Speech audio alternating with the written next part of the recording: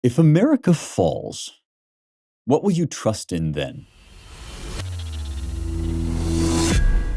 These two episodes, the one from last week and this one, I am attempting to offer you a kind of assurance and faith and comfort that will endure anything. And the reason I'm offering you that is not because I think the worst is definitely going to happen, right? You know where I stand on this if you've been listening to this show for any amount of time. I think things are rough in America. I think we're toying with really dangerous forces, but I don't think that it's a guarantee that we will collapse or anything of that nature. But sometimes I think when people reach out to me about their fears of collapse, right, there's a kind of confusion between the possibility that America might indeed collapse, right? That's totally possible because everything falls, everything dies. We live in a world of collapse where all the powers of the world, no matter how secure and certain and sure they seem, they all fall, right? But don't get it twisted. Don't confuse that with the possibility that God might abandon you. This is really easy to do because America is founded as a nation of Christians, a Christian nation founded on religious principles. And we who are religious have always taken great pride in the strong faith of the American people. The founders took pride in that. And so it's easy to confuse America with Christianity because we love them both. We love America. We want to defend her. We will fight to our last gasp to defend her. And yet, we know if we believe not just in Christianity, but if we believe in anything sensible at all, we know that all things fall. Herodotus says the cities that were great in my youth have become small. The cities that were small in my youth have become great. And so what we must do is separate our faith and our hope and our comfort from our desire for things to go well in America. And that is why I have been visiting with St. Thomas More. More was not somebody who washed his hands of the state. Far from it. He gave up the possibility of a life as a priest or as a monk in order to go into public service. He was a thoroughgoing patriot in England. He believed in the power of Parliament and indeed of the king. And yet at the same time, he was also a devoutly religious man, and he knew which of those allegiances he held first. So he went as far as he could possibly go with King Henry in his service as Lord Chancellor. He did everything he could to conciliate the difficulties that the state was presenting him with. But when push came to shove and they came to him and they insisted that he affirm their creed, which was against his conscience, against his Catholic faith, in that moment, he chose martyrdom. And his martyrdom and the time before his martyrdom is what we've really been exploring most recently, because we are looking for that security, that rock that we can stand on, that in the moment might give us strength to defend our principles and our virtues when the state comes, as it will, and demands our fealty to its creed, whether it's a creed of secularism, a creed of abortion, right? A creed of anything that you find morally unconscionable. You need something that you can stand on that will allow you to stare the powers of the world in the face and say the lifespan of the nations is as a drop in the bucket, right? That's the kind of faith, the kind of comfort, the kind of security that we're looking for here. And by the way, you do not need to be ready to do that tomorrow. And Moore explains why that is. He says a lot of times we sit around and we think about what if the Turk comes and conquers Hungary? What if I have to face persecution and martyrdom or whatever?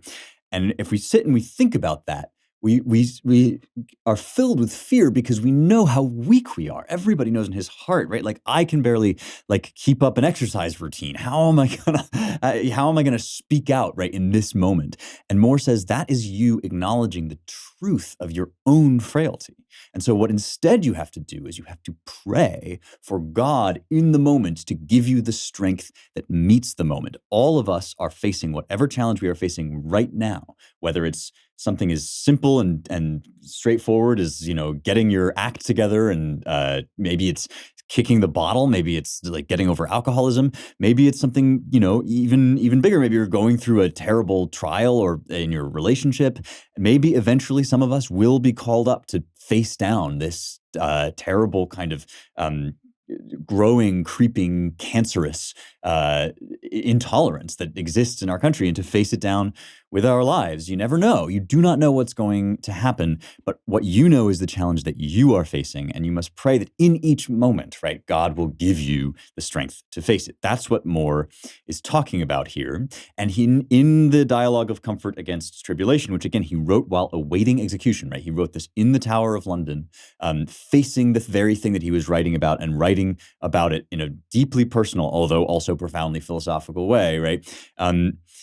He finally comes in the second two books to the kind of suffering that he believes he is up against, and that is persecution, right? The kind of suffering that you incur because you have to do something for your principles or for your values or whatever. And he divides that again into two different kinds. I'm going to read now a portion in which he divides this kind of suffering into two kinds. This is, remember, Anthony, who's the kind of older uncle, speaking to Vincent, who's his younger charge. He says, this kind cousin, he calls him cousin because that in older speech doesn't literally mean what we mean by cousin, right? This kind cousin we shall divide into twain. The first we might call temptation, the second persecution. So he's saying people who suffer for their faith or for their values or for their principles or whatever, however you want to understand this, right? People who suffer because they are committed to virtue and the good, they face temptation to abandon their principles and just to do whatever, to lie or cheat or steal in order to stay in the good graces of powerful and respectable people. That's temptation. And they face persecution because if they don't back down, then they are often threatened with, say, I don't know, the loss of a job, right? Here you must consider, says Anthony, you must consider what I mean, that I mean not every kind of persecution, but only that kind which, though the sufferer would be loath to fall in, yet will he rather abide it and suffer than flying from it, fall into the displeasure of God or leave God's pleasure unprocured. Howbeit, if we well consider these two things, temptation and persecution, we may find that either of them is incident into the other. For both by temptation the devil persecuteth us, and by persecution the devil also tempteth us. And as persecution is tribulation to every man, so is temptation tribulation to a good man. Now, though the devil, our spiritual enemy, fight against man in both, yet this difference hath the common temptation from the persecution. Temptation is, as it were, the fiend's snare, and persecution his plain open fight. And therefore will I now call all this kind of tribulation here by the name of temptation, and that shall divide into two parts. The first I shall call the devil's snares, the other his open fight. I'm going to talk a little bit about all this talk of the devil and God and heaven in just a second, but first, I want to tell you about Ned. You guys know that I'm a lifter, and when you lift heavy, you do get joint pain sometimes. I discovered Ned by looking for somebody that could alleviate my joint pain. And they have this incredible CBD ointment. It's like magic. It just completely alleviates the pain. This is really just this incredible oil that they get, really naturally and purely. They don't just have the ointment, they have nutrition supplements and de-stress blends. Everything that they produce is natural remedy to all kinds of ailments that you might experience in life.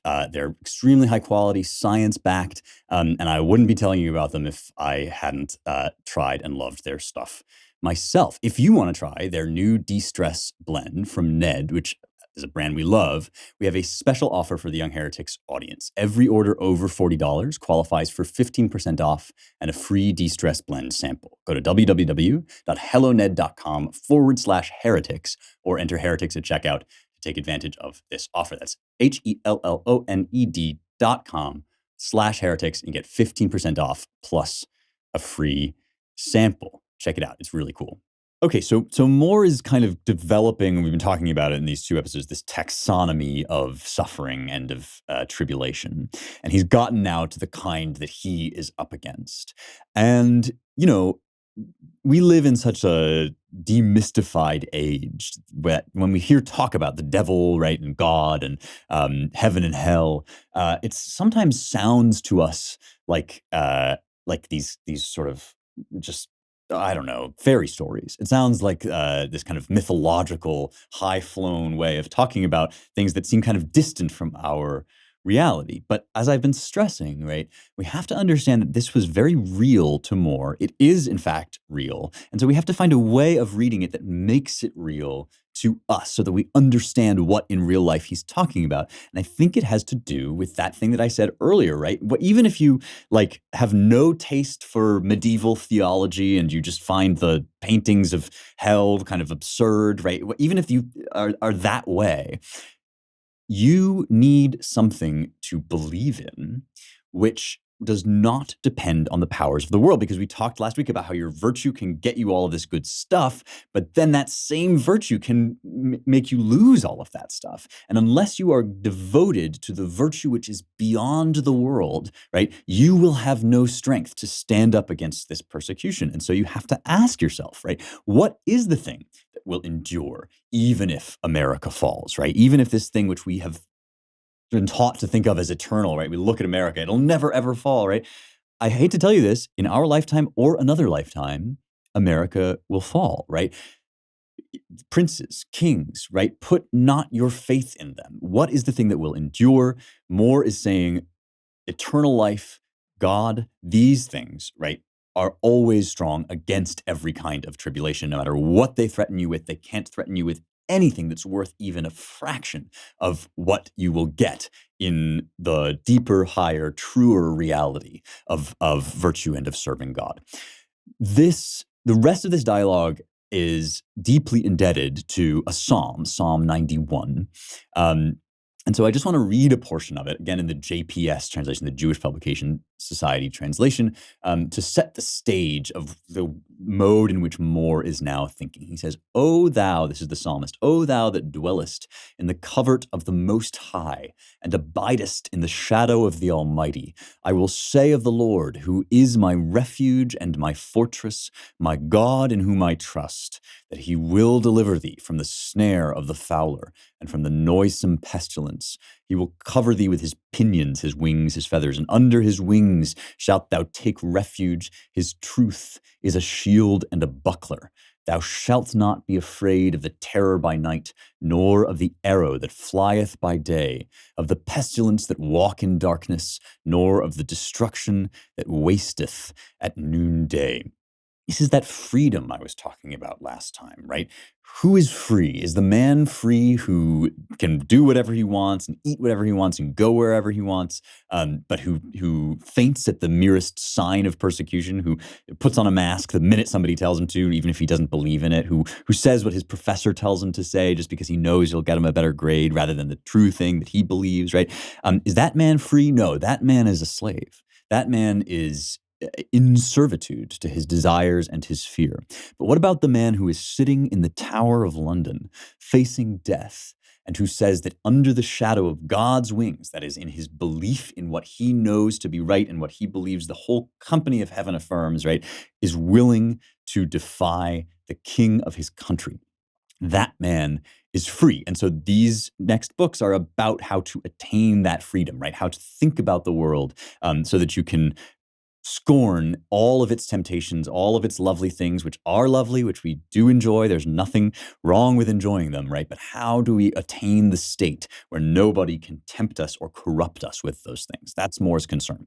There really is no better place to go to learn classical languages than the Ancient Language Institute. These guys are amazing. They've been with me for a while as sponsors, and I'm always just so enthusiastic about their program. What they do is they take Latin, Ancient Greek, and Biblical Hebrew, and they teach them as if they were living languages. So you're not going to get a bunch of like vocab lists and drills. You're going to be reading really quickly, reading the guys that we talk about on this show, right? Aristotle, Virgil, Homer, the Bible. And they can take every student from whatever level. If you're, great at languages, if you've never studied one before, go to ancientlanguage.com/heretics and get started today. You'll get 10% off your tuition with the offer code heretics. And their registration for spring term is open until December 18th. These classes fill up. I've seen it happen. So get on there now, ancientlanguage.com/heretics with the offer code heretics for 10% off to go deeper into the text we study on this show by learning the great languages of the West.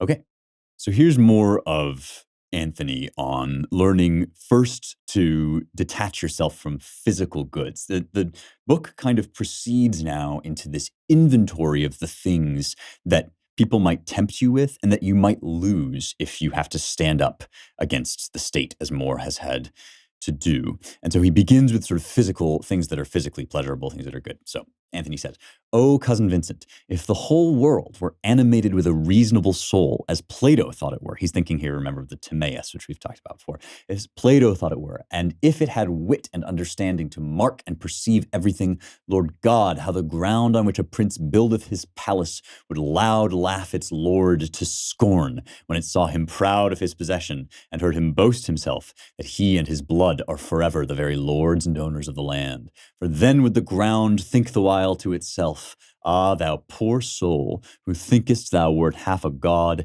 and art amid thy glory but a man in a gay gown.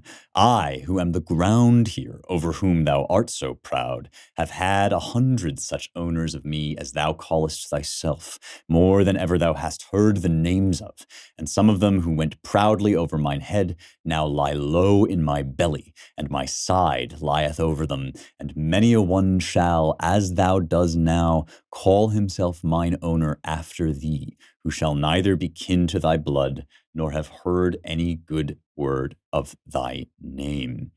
This sense of, you might call it kind of antic wisdom, just the irreverence for all things but God, which Moore is cultivating in himself, right? By mocking the leaders, by imagining the ground, sort of telling them about how they'll die, right? Ultimately, this is an effort to laugh in the face of the devil, to spit in the devil's face. And Moore has a very famous passage in which he has Anthony say, indeed, that the devil cannot bear to be mocked. He says, "Some folk have been clearly rid of such pestilent fancies with very full contempt of them, making a cross upon their hearts and bidding the devil avaunt. And sometimes they laugh him to scorn too, and then they turn their mind unto some other matter. And when the devil hath seen that they have set so little by him, after certain essays made in such times as he thought most fitting, he hath given the temptation quite over. And this he doth not only because the proud spirit cannot endure to be mocked, but also lest, with much tempting the man to sin which he could not in conclusion bring him, he should much increase his merit." He's saying the devil cannot endure to be mocked in the same way that proud rulers cannot endure to be, because if you mock them, then you set little store by them, and if you set little store by them, they have no power over you. Mockery and laughter in the heat of tribulation, even though it might seem irreverent, even though people say, "Oh, there's nothing to laugh about here," right? This is exactly wrong. Mockery in the heat of tribulation is true freedom and sets you free from the slavery of temptation. The the very thing that I said at the beginning, which is that all kingly nations, no matter how permanent, no matter how powerful they look, all nations fall, right? That is what Moore is now using to effectively bid farewell to the things that he must lose. And it's agonizing to watch him do it because, of course, no man is ever fully secure in these things. It's easy to talk about them as if like, oh yes, like we can just be 100% confident all the time. We all slip. Moore was acutely conscious of his own frailty. And in some ways, what he's doing here is he's speaking to himself that courage and that comfort which he needs, right? Remember, comfort is not like milk and cookies. Comfort is strength in your spine, fortis, strength. And Moore, this is something that Gerard Wegemer, whom I mentioned in the last episode, the great Moore scholar, makes this wonderful point. Moore believed in joy and in confidence and in good cheer as kind of obligations and choices that he made every day, right? Every day, despite the difficulties of his job, the responsibilities, whatever things came, right? He was devoted to these things, to joy and to good cheer, as a kind of project. And so in some ways, by talking to himself this way, right, it's not that he, all of him 100% believes this all of the time. Of course, we are all always plagued by doubts, plagued by fears, but more actively is choosing here the way of heavenly joy. So it's very moving to see, even as he sort of strips himself of the things of the earth one by one. And yeah, does he always believe what he's saying 100% of the time? Nobody does, right? No, everybody doubts. Lord, I believe, help me in my unbelief. And so he moves through all these things that he will now lose. The one of the hardest ones for me is, good reputation. He talks about the other temptations beyond the physical temptations, right? Which you might lose. And he says, to speak of the thing itself in its own proper nature, what is it but a blast of another man's mouth, as soon past as spoken? He who setteth his delight on it feedeth himself but with wind, be he never so full, he hath little substance therein. So this is to say that, yes, of course, like in the moment, right, when somebody calls us a granny murderer for not wanting to lock ourselves indoors, we feel that. When somebody calls you a racist for wanting everybody to be treated equally, which is in fact what, most Americans want, right? When somebody calls you these terrible, nasty names, when mankind turns on you, when your friends maybe from college say terrible things about you, that hurts. Of course it hurts. We're human beings, right? And Moore is effectively pointing us to this larger context in which he says these things, these people, right? They say one thing one day, another thing another, and he knows because he's been in the highest good graces of the king, and now here he is sentenced to death by the king, right? These things are incredibly fickle, and it's only because we are also part of that world, part of that ever-changing world, right, that we feel them so deeply. So Moore's talking himself out of feeling the loss of his reputation. He says then about the love of leaders, which is part of this, one of those painful parts, right? If they be content to hear the truth, let them make much of those who tell the truth, and withdraw their ears from those who falsely flatter them, and they shall be more truly served than with 20 requests, praying men to tell them true. Now, this is, of course, a reference here to how he's been treated by Henry, right? That he's always done his best to speak the truth. Back to, go way back to that parliamentary address that I read at the beginning, right? That was just his devotion was to open discourse and pursuit of the truth. And he was imperfect in the execution of that, I think, as everybody must be. But that's been his devotion, and it carried him to the very heights of society and now cast him down low. And so he's preparing himself finally for what might happen. And he puts into Antony's mouth these questions that I'm almost certain he was turning over in his mind. What if I just give it up? What if I just sort of save my life and save myself for my children? Remember, he had children whom he loved very dearly, and save myself for the world by simply disavowing my faith. And the way that he raises this is, remember that the characters in the dialogue are afraid of the Turk, capital T, and that's Suleiman in the Ottoman Empire invading Hungary. And they're afraid of the things that the Turk might do to them if they don't disavow their faith. And he's very, very graphic about this. So I'm going to read a passage now and then talk about what the consequences of it might be. Here is Anthony's sort of summation, right? He says, as for all these things, the loss, I mean, of all these outward things that men call the gifts of fortune, this is, methinketh, in this Turk's persecution for the faith, consolation great and sufficient. Every man who hath them either setteth by them for the world or for God. He who setteth by them for the world hath, as I have showed you, little profit by them to the body, and great harm unto the soul. So he's talking about that fork in the road that I've been talking about, right? That in that moment where you can choose your virtue or the things that your virtue has brought you, the good gifts of the world, right? Are you going to follow the gifts of the world away from your virtue, or are you going to follow your virtue into death and salvation? Therefore, he might well, if he were wise, reckon that he won by the loss, although he lost them but by some common cause. And much more happy can he then be, since he loseth them by such a meritorious means. And on the other hand, he who keepeth them for some good purpose, intending to bestow them for the pleasure of God, the loss of them in this Turk's persecution for keeping of the faith can be no manner of grief to him.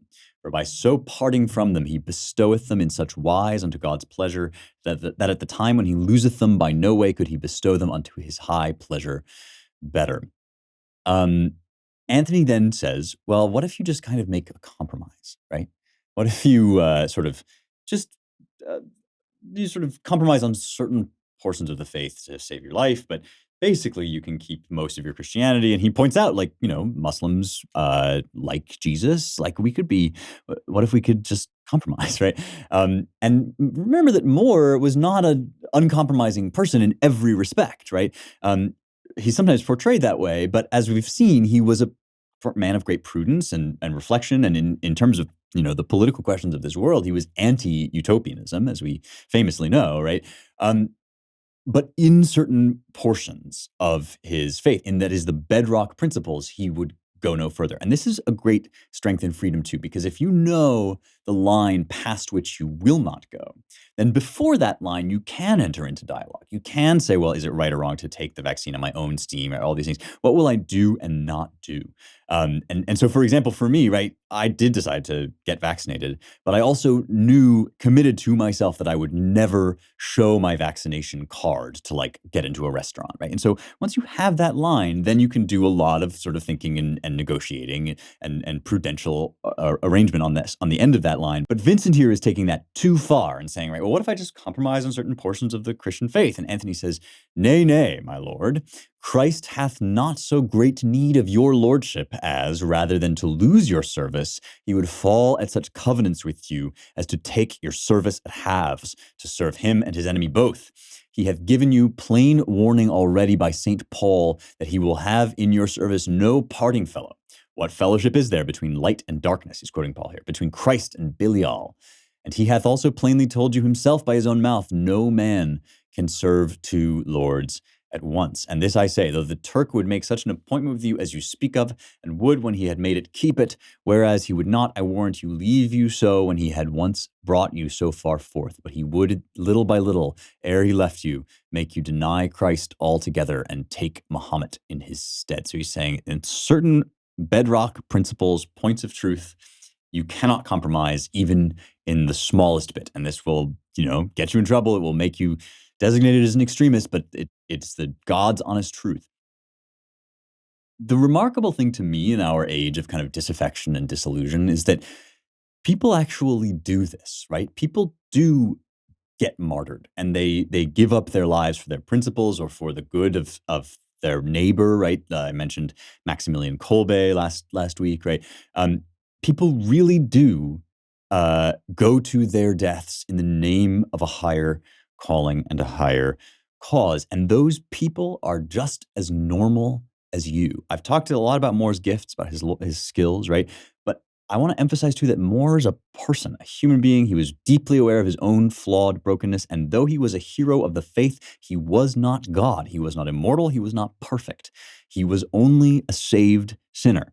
And the fact that he was able to go to his death and to leave us this record of the different things that he struggled with, puzzled over during that time, right, gives me courage to know that although I am acutely aware of my own failings, right, there is actually hope in prayer for those who reach out for strength beyond this world. This is why we talk about praying for beyond this world, right?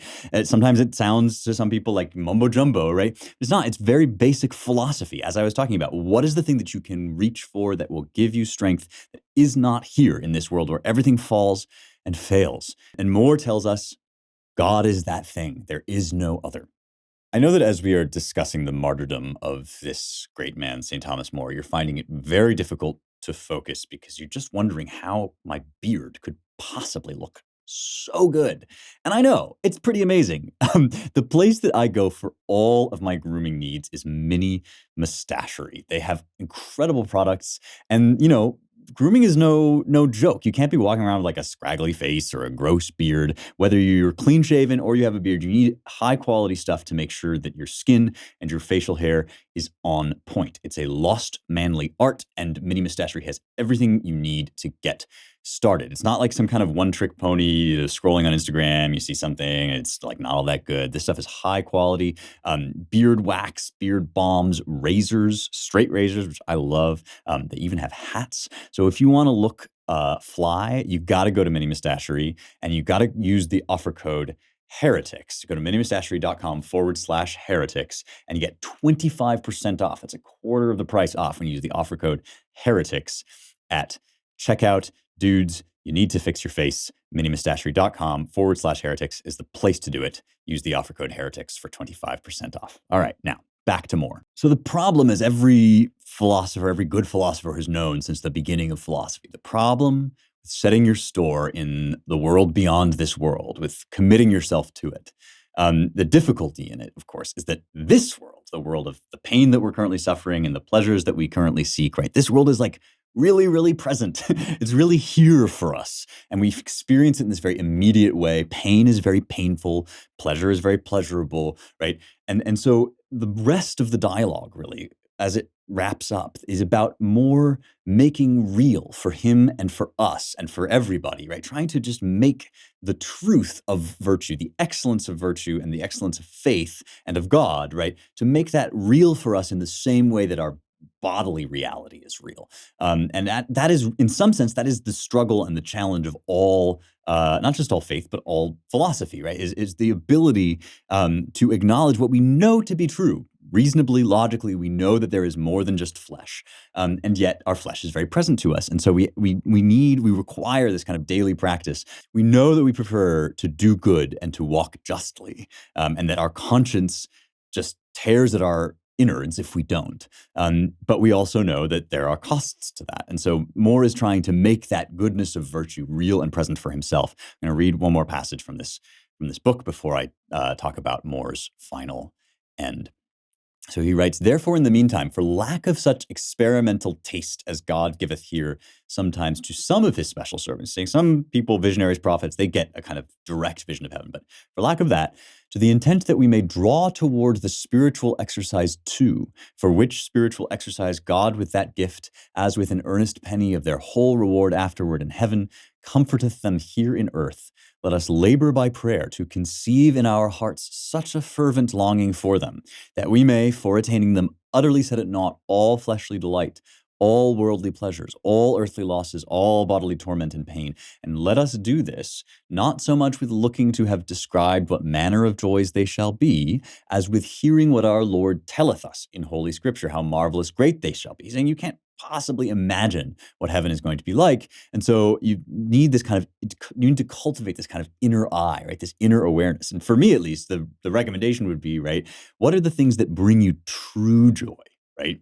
And all of those things are going to have physical components. Maybe you love running. Maybe you love your wife at a much higher level, right? Of course, than running. Maybe you love service, right? Maybe you derive great joy from serving at a soup kitchen or whatever, right? Those things which you know to be spiritual joys, right?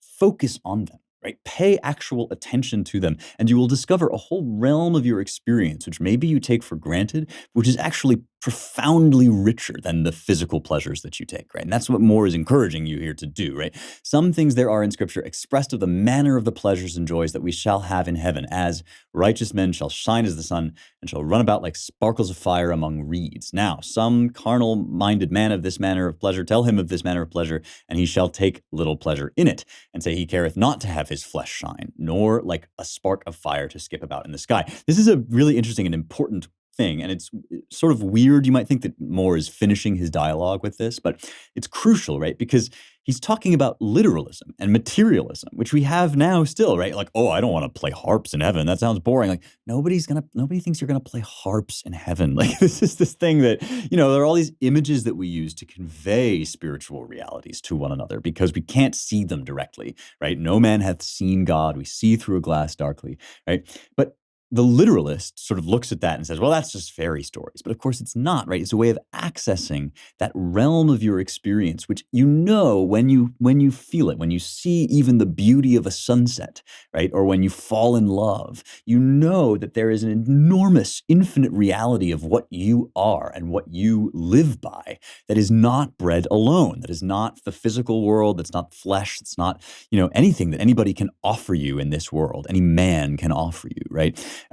That is the way of reading Scripture that Moore is inviting us into, because he knows, right, that if you scrape away that materialism, you get at the thing that we're all trying to convey, and which will outlast and endure the coming and goings of nations, right? I say to you again that everything that you have perhaps taken for granted as sure and certain, I do not wish that those things should be taken away from you. I have no desire for myself or anyone else to lose material prosperity, to suffer food shortages, to suffer hunger, to suffer war, or God forbid, for the American nation to come collapsing down around our ears. None of those things is anything that I would wish upon myself or you.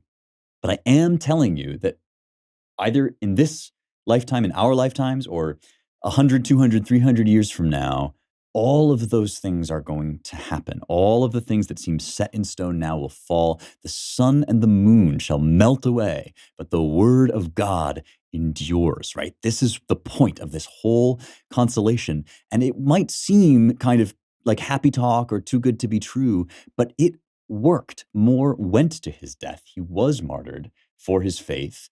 And we have even letters leading right up to the moment that this happened. And so that I'm going to close by reading some of these letters to his daughter, Margaret, heartbreaking letters as his execution approached.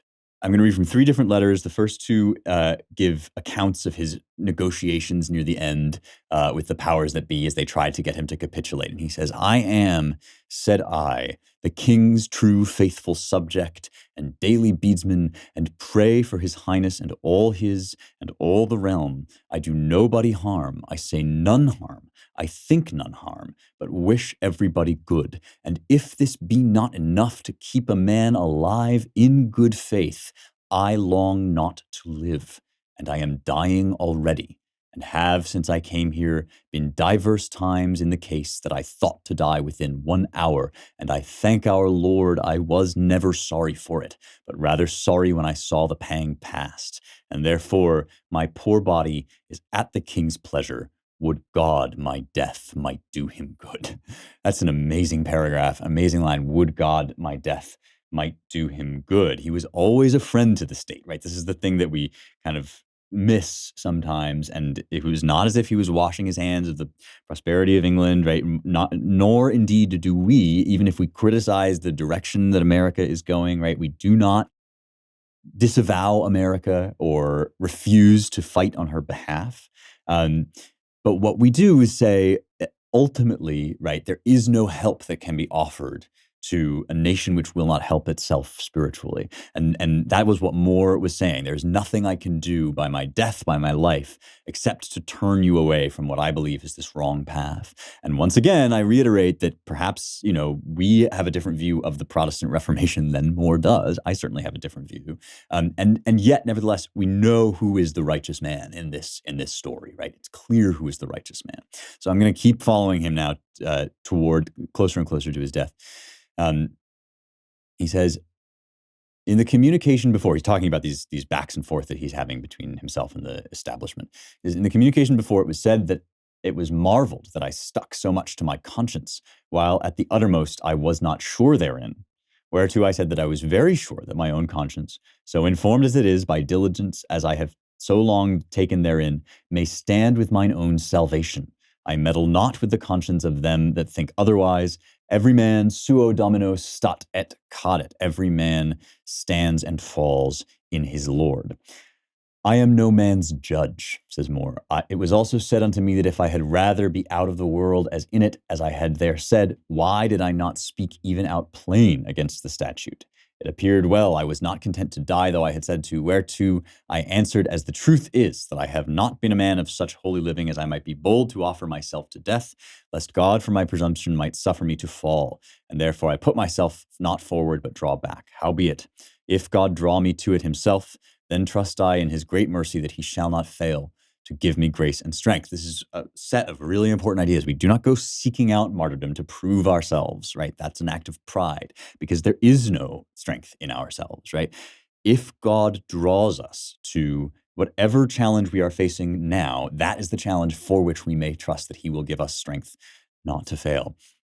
I also find it incredibly moving the way that Moore presents this, right? He was not going on a crusade, right? He was saying, I will judge no man by following his own conscience, but I will follow mine. And that is something that tyrants cannot abide. And so Moore went to his death. And I'm going to read to you now from a letter that he wrote to Margaret in coal the day before he was executed. It's an astonishing thing that this survives. Moore says, I would be sorry if it should be any longer than tomorrow, that is, any longer than tomorrow that he is executed. It were a day very meet and convenient for me. I never liked your manner toward me better than when you kissed me last, for I love when daughterly love and dear charity hath no leisure to look to worldly courtesy. Farewell, my dear child, and pray for me, and I shall for you and all your friends, that we may merrily meet in heaven. I thank you for your great cost. And he went to his death.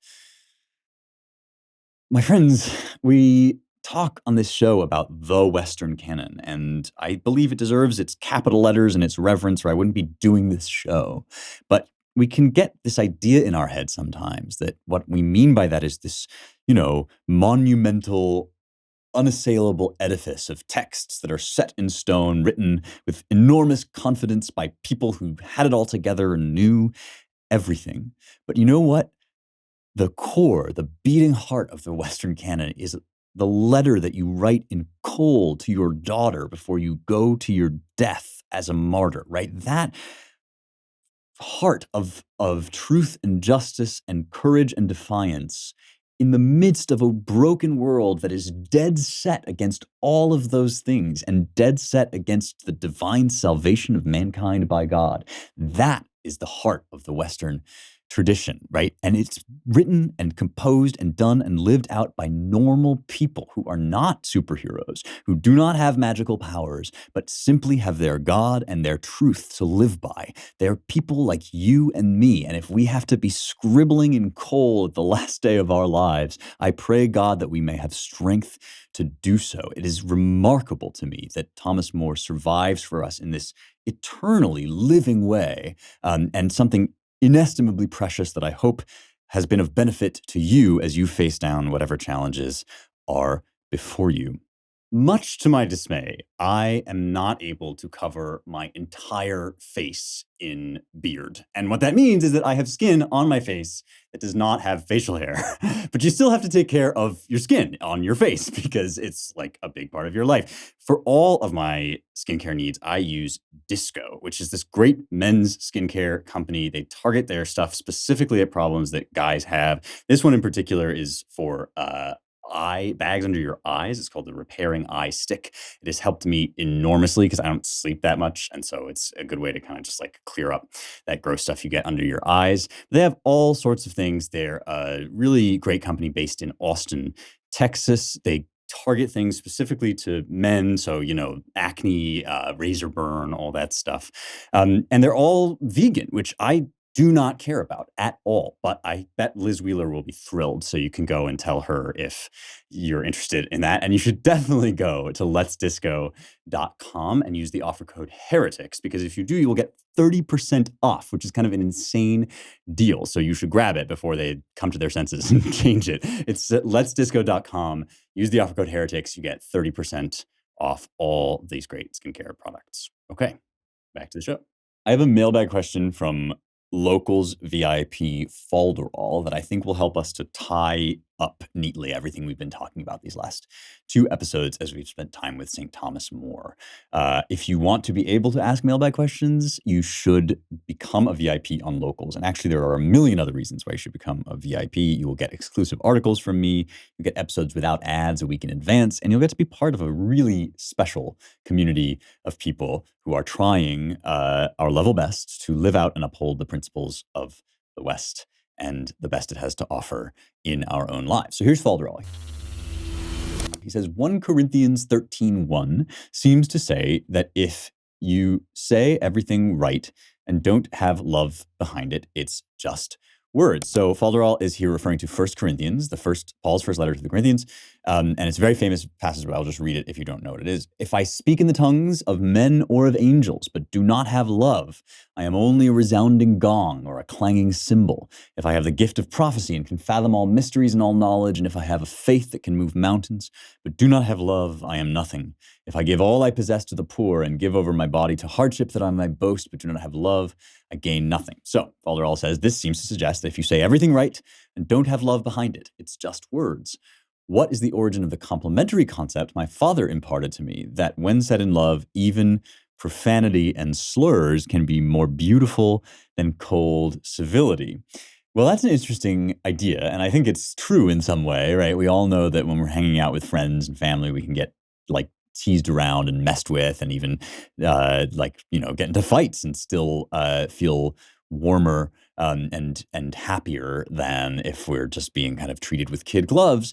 I don't know what the origin. I mean, I think that's a common thought that a lot of people have had. I don't know if there was one place where it was first thought of, but I do think that that passage from First Corinthians and then feeding through into this tradition that Thomas More is a part of, right, really leads us to this. Because it's really a question of what is God like when we say that God loves us, right? What do we mean? Do we mean good things are going to happen to us all the time? Because if that's what we mean, then we're obviously lying. It's not true. Good things don't happen to us all the time. And so if do we mean that God is going to use all evil things for our good? That's closer, right? But really what we mean is the cross, right? We behold the cross and we see that God enters into a broken, fallen world and basically turns it all to his purpose.